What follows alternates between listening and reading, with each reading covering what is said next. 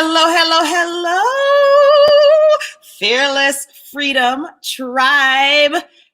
It's Dr. G, and we are back for another LIVE episode of the podcast. And today's guest is Dr. Jarita. And Dr. Jarita is going to tell you all about who she is and all of the amazing things that she is up to. You ready for me?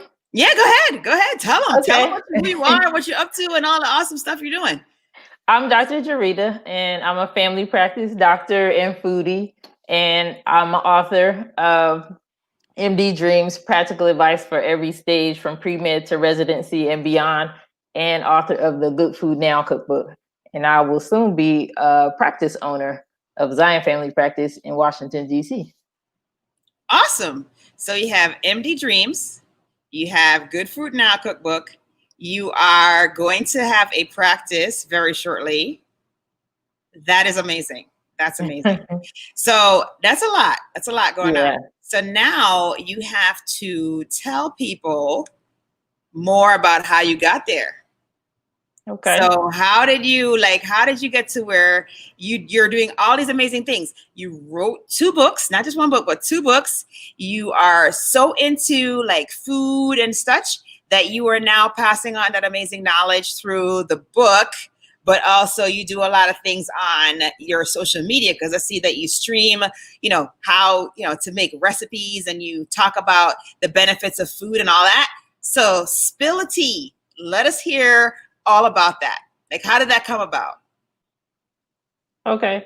So when I left residency, I went to New Orleans for like a loan repayment program. And I was working at a traditional clinic, but it wasn't really like what I signed up for medicine. I really was into like community health type of things. And there was a clinic around the corner from me who was doing all of that. Like, this clinic was amazing. They had a community garden. They had cooking classes, acupuncturists, herbalists, the whole thing. Long story short, I worked at the traditional family practice for like 2 years. And then a whole bunch of things started turning over in the administration. And I ended up leaving there and going to the ideal practice around the corner. And that's where I really... That's like very convenient. Around the corner. Okay. Yeah. So that's where I really started getting into kind of the granola type medicine, like herbs and gardening and acupuncture and healthy food and stuff. Awesome. Yeah. Awesome. So now, so now you discovered this and you're really into it. Now, did you have to do like an apprenticeship where you learned more about how that is going to be implemented into your practice? Or was it more that you just kind of picked up these things along the way as you were seeing patients and as you were, interacting with your colleagues in the practice? How did that go down? So I learned a lot from the people that I was working with, especially the herbalists. And then at this point, I'm in my 30s. So I'm starting to develop my own medical problems, high blood pressure, acid reflux, anemia. And I'm looking for a way to like address these things naturally. And then I'm learning from the herbalists because I'm going to them as a patient and they're telling me the things that I need to eliminate in my diet and the things that I need to add, like eliminating certain type of starches and repopulating my gut with fermented foods and things like that. So that's why I really learned a lot from working with what they call alternative medicine. It's not really alternative medicine. I think it's complementary medicine. Yeah, indeed. It's definitely complementary because I'm from Jamaica, and basically like we do all kind of stuff with herbs, right? So, it's like all about... My daughter's telling me she's going outside. She wrote me a little note on a whiteboard. It's snowing outside, by the way. No, it snowed last night. And so it's frigid out there. Charmaine, I'm not trying to be out there. These kids, they're like, oh, let's go make some snow angels in the 1 inch of snow. And let's go sled in 1 inch of snow. It's so funny. So yeah, in Jamaica, basically we do use herbs quite a bit. So, we have herbs for aphrodisiacs. We have herbs for, fever. Like, I literally remember getting the measles. I don't even know why I even got the measles, because I did get immunized. But anyway, I remember getting the measles. It must have been a very mild form of it. I remember getting the thing, and I remember them putting me in a tub with like warm water, and then tamarind, tamarind, that fruit. Okay. It's like looks like peas in a pod, but it's like surrounded by flesh. It's really good. I love that stuff. And so they took tamarind leaves, and they like would smoke the tamarind leaves and put that in the water with me. And then that would like help with the measles. And I'm like, how do you even figure that out? I don't know how to figure that out. These things really work. Like, they made me a believer. But they do.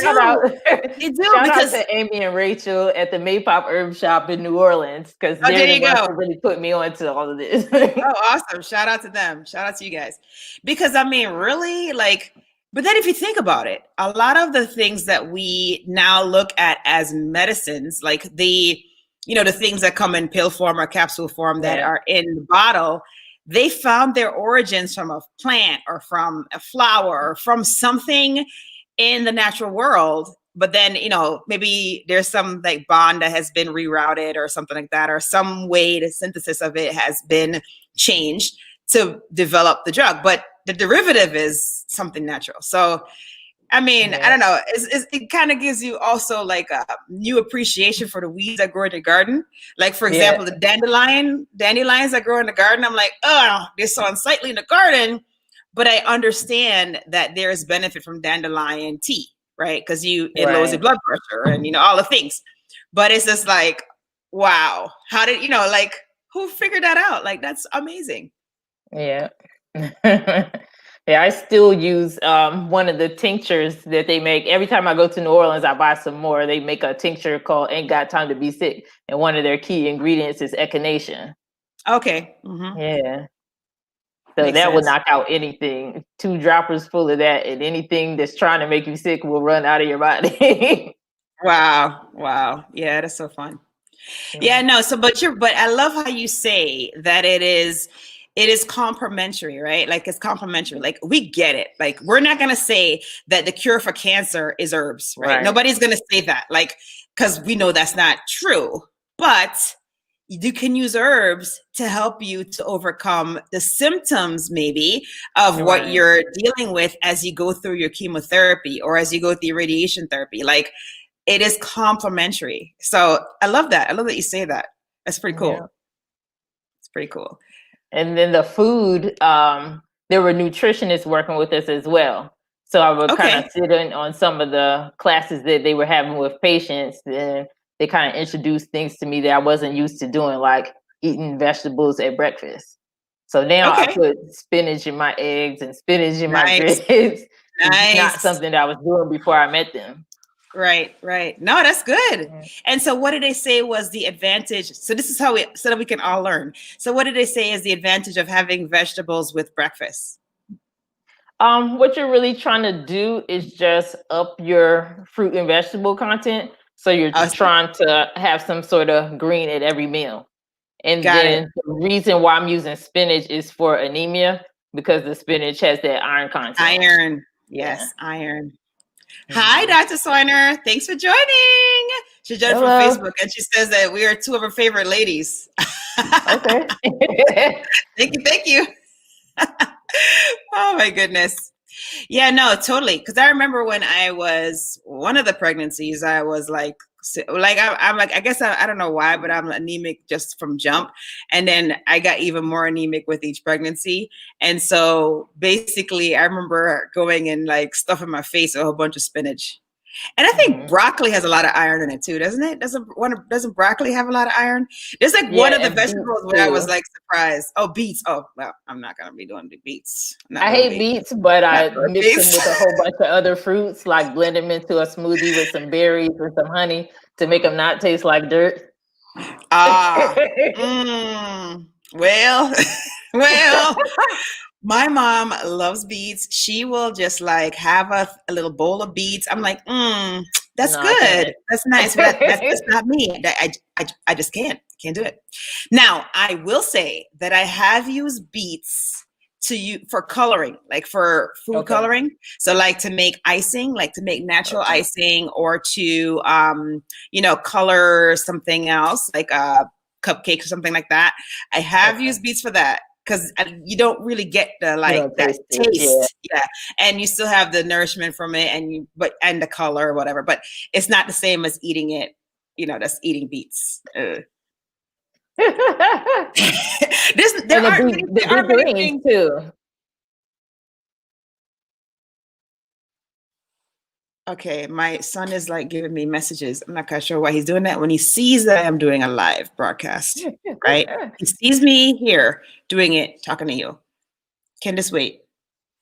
Okay, fantastic. Thanks. This is life, people. This is life. Okay. Keeping it real. But yeah, no, the beet thing, I can't get down with it. There aren't very many vegetables and fruit that I don't eat. Beets in its raw form is just not for me, but I will have it in cooked foods, right? So if it's integrated in there, I can eat it. Then the other one that I don't like is something called susumba. I don't know what it's called here, but it's called susumba in the Caribbean. And I just can't get down with that one. And I cannot get down with, even though my mom loves it to death and loves it on her fish, but okra, can't get down with okra. The okra. I think it must be a consistency thing for me. And I didn't think I was like a texture person, but like for some reason, it's a slime. I just can't, it's too slimy. I'm like, I just can't do it. And so, but I eat everything else, I'm pretty like open to try new things, but those three things, I'm just like, not really. I guess suppose if my life depended on it, I could eat them, but I would not enjoy it. I wouldn't enjoy it. I can do the okra in gumbo. I've had some gumbo that in New Orleans where the okra wasn't slimy. Okay. Well, maybe I just need to have it. I just need to have it in another format. But the format that we normally eat it in, which is like steamed fish or whatever, I just can't do it. Can't do it. I prefer not to, I say. I guess it's not that I can't, because obviously I physically can, but I prefer not to. Yeah. There's so many others out there that I can eat that I think I will work with that. Yeah, me too. Oh my gosh, it's hilarious. But New Orleans is just so known for the cuisine. Like every time that we go there, it's just like, we're enamored with just all of the variety of foods that are there. And the food is just all so good. It's just so delicious. Yeah, I already have my food picked out when I get ready to go back. I'm like, I need to go to Johnny's and get my po' boy. I need to go over here and get my pralines and chocolate. Like I have a whole little eating tour set up. Oh, that's fantastic. Fantastic. Oh my gosh. I think the last time that my husband and I were there, we actually went to a, was it a vegan restaurant? There was a vegan restaurant down there. And I was like really surprised, but the food was really good. That's good. Yeah, there's all kind of stuff that you can imagine. There's Vietnamese cuisine is big down there, things that you wouldn't think. Yeah. No, that's awesome. That's awesome. Yeah, nice variety is good. It is really good. So, you talk about, we're talking about food, and I love talking about food because food is just so awesome, right? And then, we talk about how you can get the nourishment that you need from your food. So like just that simple tip that you shared is really amazing, because you're saying, hey, something as small as adding vegetables to your breakfast, like to your eggs, so what is that called? Is that like a frittata or something when you mix in the veggies with the eggs? Most times I do just a scramble, because that's faster than doing the frittata. The frittata you have to bake, and gotcha. That's a lot of work. A lot of work. Yeah, a lot of work. So so that's one way. What are some other ways that you can incorporate vegetables if you're not doing eggs? Like, can you do it like can you just do like a vegetable, stir fry or something for breakfast? Or yeah, we've done that before, where we do kind of a spinach and mushroom and onions and red bell peppers, and just kind of saute that together with some olive oil, salt, pepper, garlic powder. And that turns out really well too. Nice. That sounds so good too. Yeah. Yum, yum, yum, yum, yum. Awesome. And then, so do you have other pearls for people to like incorporate that will help them to increase their fruit and vegetable intake? So another thing that you can do is smoothies. Most of the time, if you sneak a vegetable into there with a whole bunch of other fruits, you're not going to necessarily taste the vegetable. Like you could do a spinach and pineapple and banana smoothie with some Okay. water, and you don't taste the spinach. Like it doesn't Hmm. end up tasting like grass. It tastes like a fruit smoothie. It's green. Yeah, yeah, yeah. It looks like a vegetable smoothie, but it tastes really sweet, like you were having Okay. a fruit smoothie. Okay. Cool. Cool. Yeah. Neat. And so these are all things that, somebody were to go and read your book, Good Food Now, they would get an expansion on this. Is that about right? Or They'll get an expansion on that, and then the audience for Good Food Now is busy professional women. Trying okay. to help busy professional women kind of eat a little bit healthier, but they need to make it fast. They may not have time to make a frittata, Sure. or if Sure. they do, they need to make it in like a casserole dish so that people who are eating at different times in the family can kind of heat it up while you go to work. Okay. Mm-hmm. Things Yeah, like yeah. that. Yeah, yeah. No, that's good. You know Mhm. what? You know what someone I knew used to do? They used to take like muffin pans and like make a whole bunch of those, like little egg cups, egg Yeah. vegetable cups, and then they Mhm. would like put that and they'd have them and they just like pop them in the microwave and that's breakfast. Yeah. So it's like breakfast on the go. That's Mhm. cool. That's really cool. Neat. Yeah. Okay. And then Just so pop everything in. Oh yeah, indeed. And so you're so you're like so you went to NOLA and you had this discovery, right? Your self discovery and discovery, I guess. And then Mhm. you now are down this path where, this is your passion. Like you're like, look, I want to help the whole person. I want to help particularly that, busy person and help them to like have success, have a healthy life. Sounds like, right? This is what I'm getting from Right. something.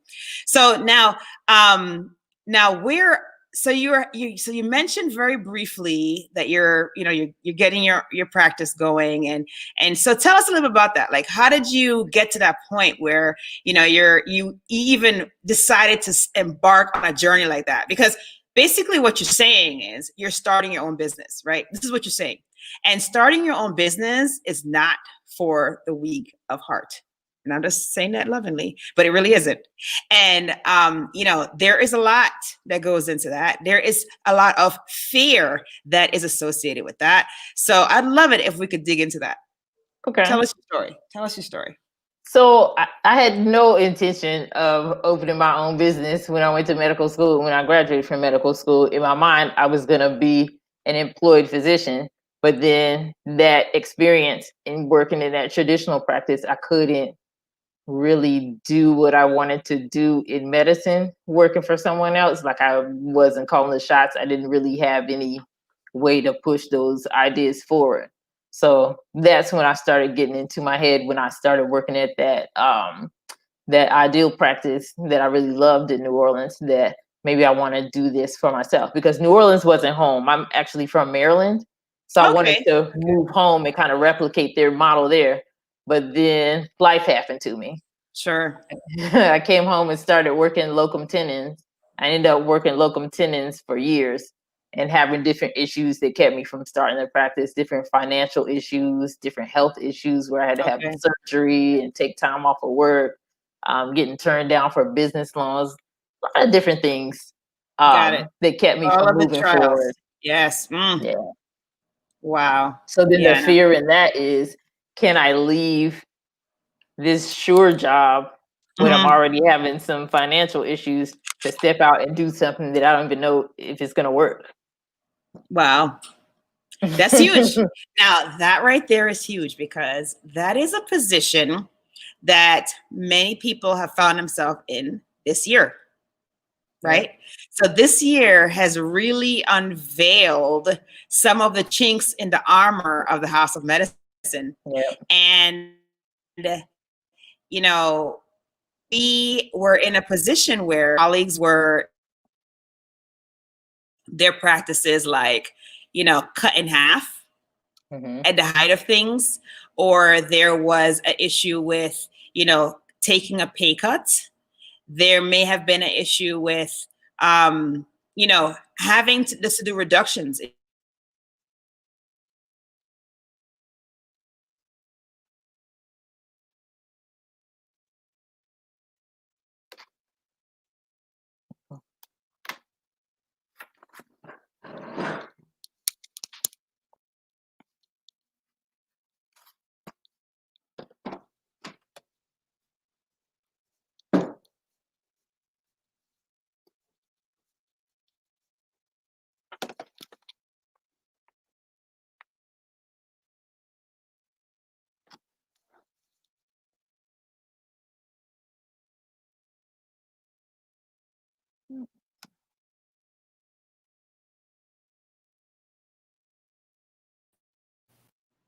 And into that fear facing zone, and actually doing something that we love and are passionate about, and doing our own business.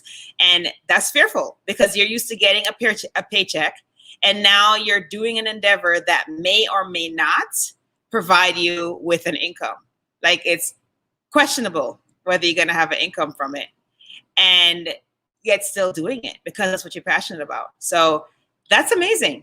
That's amazing. That's an amazing endeavor. That's an amazing lesson. That's an amazing fear to face.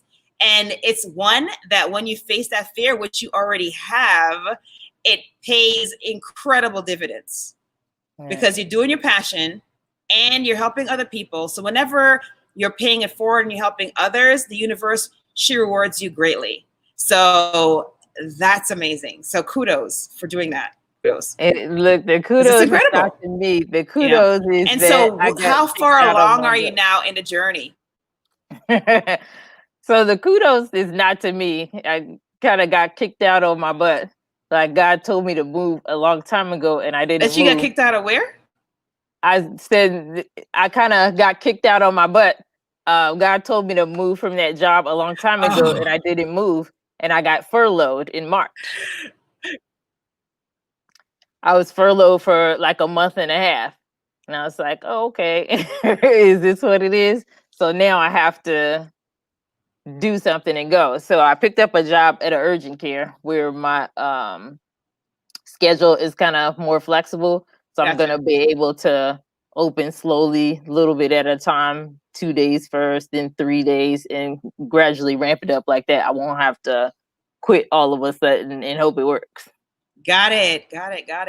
So, but you still had that push, which is so funny that we have to always have like a little push, right? Like we have to have that thing that says, all right, come on, you've been wanting to do this, just do it, right? Just do it. Yeah. Yes, because I mean, I'm sure even with that push, you still felt trepidation. Like you still felt like, man, I don't know, is this gonna work? Yeah, I had to figure out a different plan. It's amazing.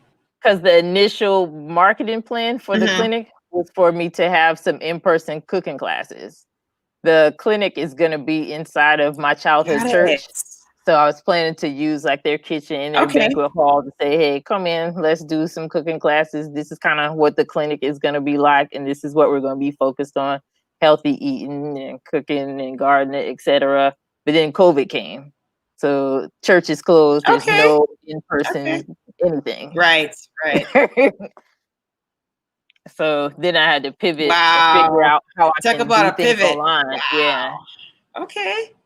So everything that you've been doing related to the business has been online. Right. Got it. Okay.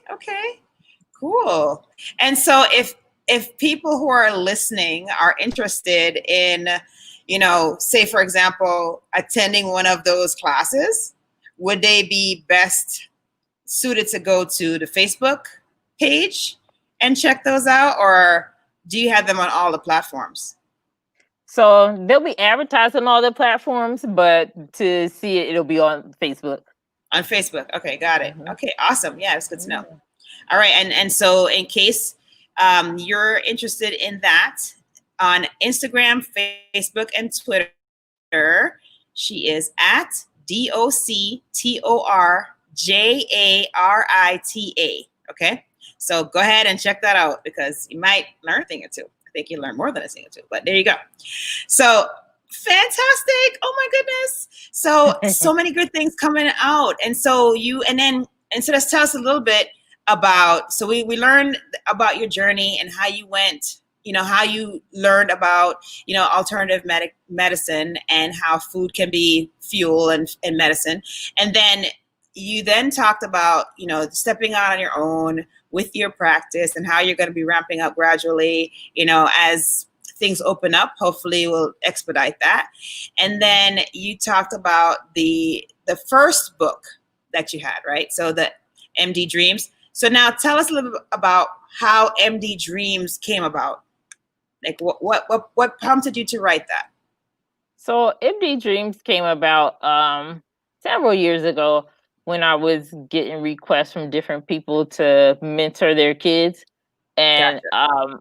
I don't know if a lot of people know this, but it's so many steps and such a long process in getting into medical school. It's like a whole year's time, even more than a year, trying to get prepared for MCATs and trying to do the application processes and the interviews and the secondary interviews and trying to get research under your belt and this and that. I kind of wanted to put it on paper.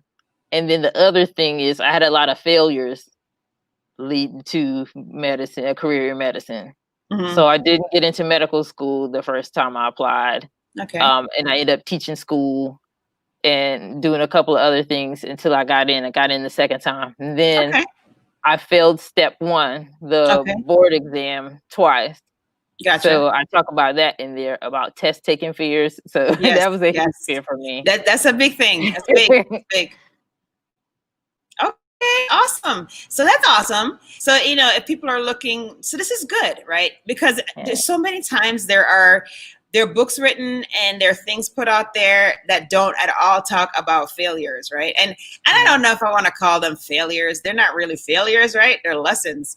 That's how I look at them, because I can think of some incredible physicians who failed major tests. Like they may have failed their board exams. They may have failed their board qualification, like for their board certification, but they are kick A doctors. Like they do phenomenal medicine and they take care of their patients in a phenomenal fashion. And so, I don't think, and this is my personal opinion, because I have my own issues with standardized testing. I mean, thank goodness, not recently, but I'm saying in the past I did. And so, but we don't always talk about that because we always have this picture that is put out there for people to see. And it's the picture of perfection, right? It's like, okay, yes, I crushed it in college, and then I crushed it in med school, and then I crushed it in my residency, and I'm crushing it as a physician. It's like, come on, really? You never stubbed your toe, you never fell on your face. Like, that's not real. That right there. That's right up there with the just gave birth and still looking like a movie star. Okay. Yeah. That is just not real, because real people have stumbles. Okay. Real people have stumbles, and you actually want someone to have had a stumble. Why? Because the people who have had stumbles, they understand the price that is paid for the thing. They understand that there is work that is put into overcoming, and they appreciate it more, and they're likely to have more of a connection with you than someone who has had it super easy the whole time. Yeah. So, there's that. And then the thing that really helped me after that second time, my school actually sent me to like a test prep course, and they did review the science material and whatever, but a huge part of the program was mindset stuff. Like getting over the fear of taking standardized tests. They actually had us do a mantra, which I still remember to this day. It had us say multiple times a day, I love taking tests, especially tests that resemble the United States medical licensure exam. That's awesome. That's awesome. Because the thing about it is our minds are super powerful. Our minds can make us or they can break us. And it's never like, when it comes to those things, like there's no way that you're not smart enough, right? There just isn't any way that you're not smart enough, because if you're smart enough to get into medical school, you're smart enough to do everything else. You just are. And so you already established that you have the ability intellectually. It's just usually that as you said, it's a mindset issue. For me, Mm-hmm. I had a lot of angst, a lot of nerves, and I kind of went in with a defeatist attitude, like, oh, I'm not good at these. Like, no, Right. it's not that you're not good at them. You just don't have the right game face on. You don't have the right mentality about it. That's why. It's not because the information isn't there, because it's there. So yeah, no, that's wild. And you'd be surprised how many people actually have experienced what you and I have experienced, which is essentially success, but having had failures prior to success. All right. Like You there's know, a whole series of failures in the book. I didn't match the first time. I ended up going to like a prelim surgery program. There was a whole lot of stuff. It was a bumpy road. that's okay. Bumpy road or Yeah. not, you made it through the path, Yeah. right? And so now the fact that Mhm. you had a test that made you able to have your testimony, right? So you were able to Right. basically help other people see that the road isn't always smooth and roses. You know, there are bumps in it. And even if there are bumps, you can still accomplish the goal. So that's huge. That Right. is huge. Yeah, so I hope everybody's going to go get the book now. Like if there's someone who's interested in medicine, because it sounds like real talk. It sounds like a book that is literally like real talk, like not sugarcoating. Like, look, here's the deal, and this is what Yeah. happens if there's a fork in the road and you happen to go one way. You can course correct Yeah. and go the other. Like, so that's great. That is great. Yeah. If you can't get in the door, climb in the window. Exactly. Like think outside the box. I think a Mhm. lot of times we just forget that. Like we forget that, thinking outside the box is how innovation happens, right? And Mhm. this is how you grow the most, right? You Mhm. you see the things that are holding you back. You see the things that maybe you stumble over, you fall over, you face plant with, and then you figure out, well, how can I do this better? How can I Right. get through this? And yeah, it applies to every part of our lives. It's not just our careers, but it really does. Like that kind of tenacity is is very powerful. It's very powerful, and that's what successful people have is tenacity. Mhm. Because if you talk to well, I act like I talked to this person, but I've never talked to them. I just read a lot about them. But like if you talk to like Steve Jobs, I don't know, Mhm. Steve and I are not like, pals or anything. But if you talk to like Steve Jobs, or if you talk to Warren Buffett, or if you talk to any of these highly successful people, they'll tell you they had failure after failure after failure. But the difference is that they looked at that and they said, okay, I'm going to do a root cause analysis of the situation. And what can we learn from this? What can we Mhm. learn from this particular investment? Why didn't it do well? Or what can we learn from this product? Why wasn't it successful? Or how can we create something that will not just be a product, but will be actually a tribe, a culture, an ethos? Like that's the kind of thinking that comes out of failure. And Yeah. so that's what sets people apart when they fail and get back up from the people that fail and just stay down there. Yeah. Just Wow.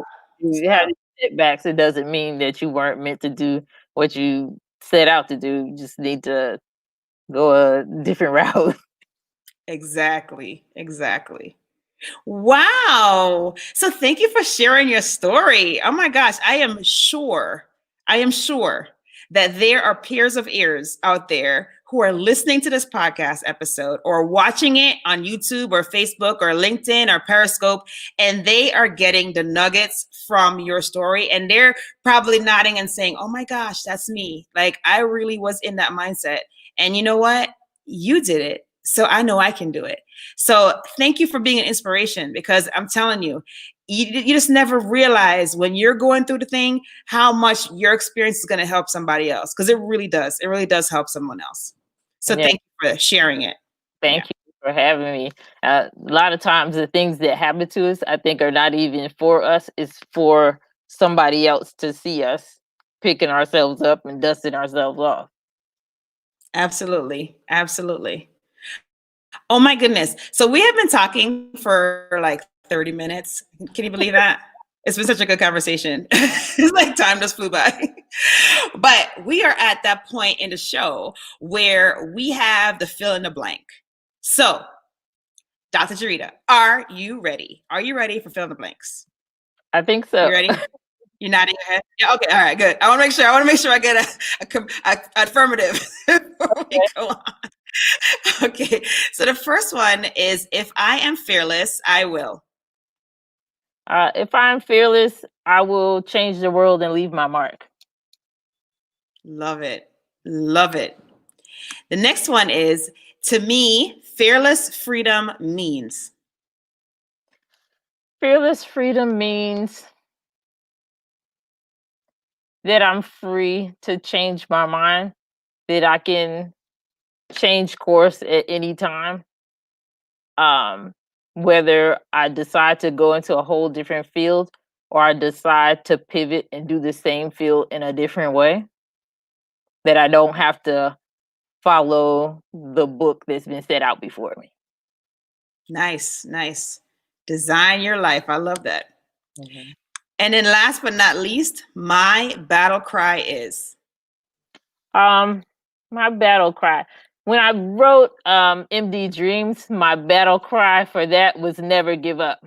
I was in the middle of struggle at that time, but I think now this year, my mantra has been go all out. Go all out. Nice. Nice. Awesome. Thank you for taking time out of your busy day to spend time with us in the Fearless Freedom Tribe. We appreciate it. I appreciate it. And just so that I can reiterate where you can be found. So Dr. Jarita can be found on IG, Facebook, Twitter at DocTorJarita. So definitely check her out. She's got amazing content. And then if you are interested in the 2 books, the first one is MD Dreams. The second one is Good Food Now.